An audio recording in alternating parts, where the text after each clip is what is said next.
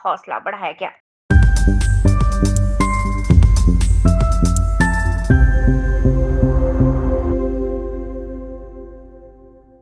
अयोध्या से खबर। जिला कांग्रेस कमेटी के जिला अध्यक्ष चेत नारायण सिंह व महानगर अध्यक्ष सुनील कृष्णा गौतम उर्फ रानू के नेतृत्व में निजी विद्यालयों की मनमानी को लेकर उत्तर प्रदेश के राज्यपाल को जिलाधिकारी के माध्यम से संबोधित ज्ञापन सिटी मजिस्ट्रेट को दिया गया। जिला कांग्रेस कमेटी के जिला अध्यक्ष व महानगर अध्यक्ष ने बताया कि निजी स्कूलों में मनमानी चल रही है। इसके विरोध में आज हम लोगों ने अपनी मांगों का ज्ञापन सिटी मजिस्ट्रेट को दिया।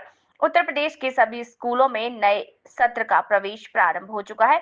उत्तर प्रदेश के निजी स्कूल पूरी तरह से मनमानी पर उतारू हो चुके हैं और सभी निजी विद्यालय को उन्होंने लूट का अड्डा बना दिया है। वो न सिर्फ मनमानी फीस वृद्धि कर रहे हैं बल्कि अपने द्वारा बताई गई दुकानों से ही कॉपी किताबें और यूनिफॉर्म जूते मनमाने दामों पर खरीदने के लिए अभिभावकों पर दबाव बना रहे हैं।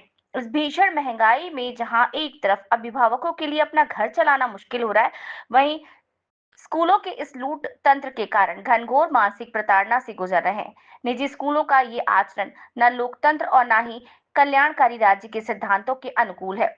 वहीं कहा कि कांग्रेस पार्टी निजी स्कूलों के इस निरंकुश और शोषक प्रवृत्ति की घोर भत्सना करती है और सरकार से मांग करती है कि इस तरह लूटपाट मचाने वाले निजी विद्यालय पर सरकार नकेल कसे और एक सरकारी ऑडिट भी निजी विद्यालय में कराया जाए ताकि विद्यालय की मनमानी खत्म हो और सभी अभिभावकों को किसी तरह की कोई समस्या ना हो। वहीं बेसिक शिक्षा अधिकारी संतोष राय ने कहा कि सभी प्राइवेट स्कूल के लिए बहुत स्पष्ट गाइडलाइन है कि आरटी एक्ट के इम्प्लीकेशन के लिए एक गाइडलाइन जारी हुई जिसके अंतर्गत वो लोग मान्यता लेते हैं कि निजी विद्यालय में मान्यता की शर्तें हैं उसको मानने के लिए बाध्य है और जो भी विद्यालय मान्यता की शर्तों को नहीं मानेगा उसकी मान्यता को हटाने के लिए कार्यवाही जारी रहेगी। फीस वृद्धि और पर्टिकुलर दुकानों से सामान खरीदने के लिए गाइडलाइन तैयार की गई है।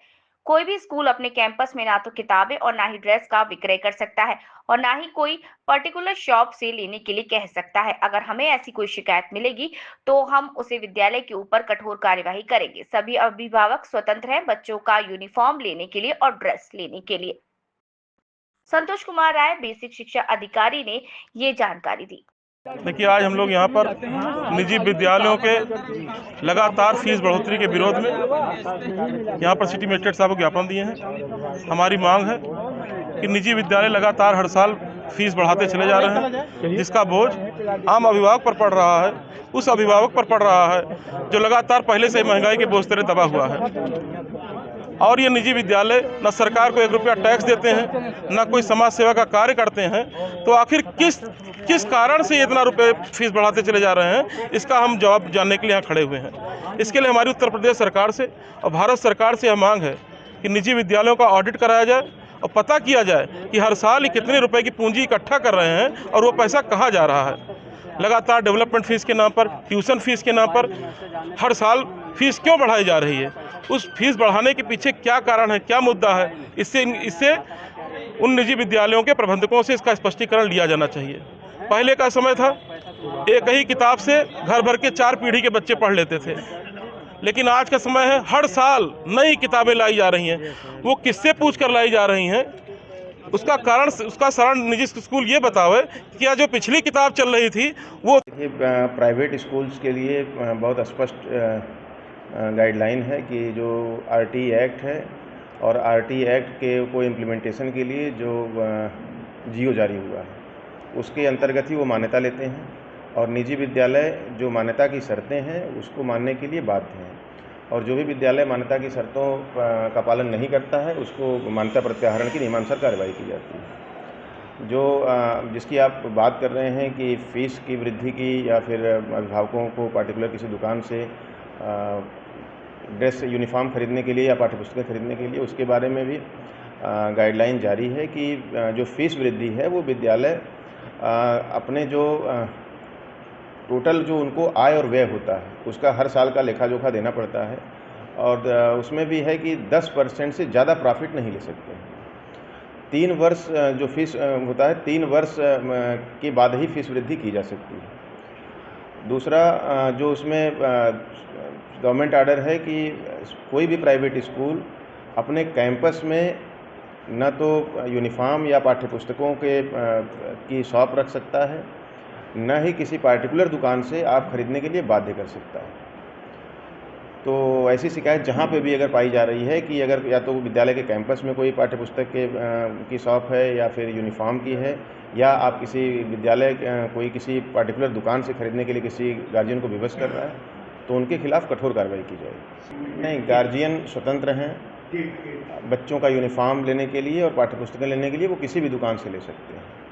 अब ये है कि मतलब अगर जहाँ पे वो पाठ्य पुस्तकें मिल रही हैं, यूनिफॉर्म मिल रही हैं, अगर वो स्कूल पे आकर के ये हो सकता है कि अपना प्रचार प्रसार कर रहे हों बाहर से, लेकिन फिर भी मैं वही कह रहा हूँ कि स्कूल का प्रबंध तंत्र या स्कूल के प्रिंसिपल, स्कूल का कोई भी जिम्मेदार, वो किसी भी पार्टिकुलर शॉप से खरीदने के लिए बाध्य नहीं कर सकता है किसी भी अभिभावक। इस तरह को अगर आती है, उसकी जांच कराई जाएगी और शिकायत पुष्टित पाई जाती है तो निश्चित रूप से उसमें कठोर एक्शन लिया जाएगा। ज्ञापन की जानकारी नहीं है, और अगर वो इस प्रकार का कोई ज्ञापन है तो उसमें जो भी विधि सम्मत जो कार्रवाई है वो निश्चित रूप से उसका किया जाएगा। उसमें मैं हूँ सिर्फ इसलिए आए हैं कि जो प्राइवेट विद्यालय के ये जो पब्लिक स्कूल्स हैं, इनके यहाँ की फ़ीस बहुत ज़्यादा है, पहली बात।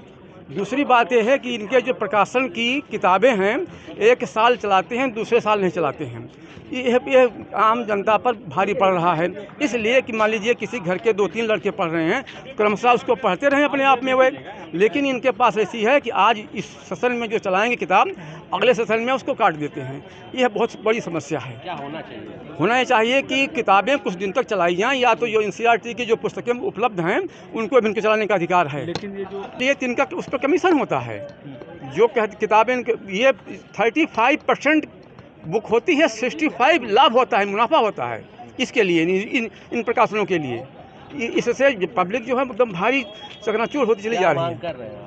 हम तो चाहते हैं कि इसको ऐसा नियम बनाया जाए जिसके तहत जन सामान्य इसका लाभ लें। किताबें हर साल पब्लिक स्कूल बदले ना। हरिश्चंद्र, मैं अध्यापक रहा हूँ इसी एलिमेंटरी कॉलेज फैजाबाद, लेकिन हिंदी लेक्चरर था मैं। हरिश्चंद्र। लोग अवगत हैं, नया शैक्षणिक सत्र शुरू हो चुका है। जितने भी CBSE, ICSE, अन्य जो प्राइवेट विद्यालय हैं, यह छोटे छोटे बच्चों से, छात्रों से फीस के नाम पर, ड्रेस के नाम पर, बुक्स के नाम पर, जूते के नाम पर, अन्य सामानों के नाम पर गार्जियन का दोहन कर रहे हैं, उनके अभिभावक को परेशान कर रहे हैं। इनकी निजी दुकानें हैं, उन्हीं दुकानों पे अपना सामान रखवाते हैं और उसी दुकान पे प्रेरित करते हैं कि आप इसी दुकान से सामान खरीदिए। वो चीज़ें बाकी किसी दुकान पे मिलती भी नहीं हैं। उस प्रकार से मनमाना अपना रवैया, वसूली पूरे विद्यालय वाले करते हैं। निःशुल्क शिक्षा है वो हमारे उत्तर प्रदेश सरकार द्वारा जो संचालित कॉलेज है उसमें है, जो स्कूल है उसमें है। जो CBSE के स्कूल हैं, जो ICSE के स्कूल हैं उसमें नहीं है। उसमें बहुत ज़्यादा ये करते हैं, डेवलपमेंट जो फीस होती है उसको ये माफ़ कर देते हैं, और अन्य मदों में ये इतने ज़्यादा वसूली कर रहे हैं कि गार्जियन इनके यहाँ पढ़ाने के लिए अब मजबूर हो रहे हैं कि किसी प्रकार से विद्यालय छोड़ दें। शहर में और कोई विद्यालय है नहीं। मेरा ये कहना है कि जो भी इन विद्यालयों में जो कापी किताब लगे, बच्चों से संबंधित जितनी भी सामग्री लगे, वह किसी एक दुकान से न खरीदवाई जाए, वह सारी दुकानों पे मिले। एक दुकान को चिन्हित न किया जाए, बच्चों को उसके लिए दबाव न बनाया जाए। जितनी दुकानें हैं गवर्नमेंट द्वारा जो लाइसेंस प्राप्त किए हुए हैं, सारी दुकानों पे मिले, जिससे उसमें पारदर्शिता रहे। हमने सिटी में इस चीज़ को दिया है।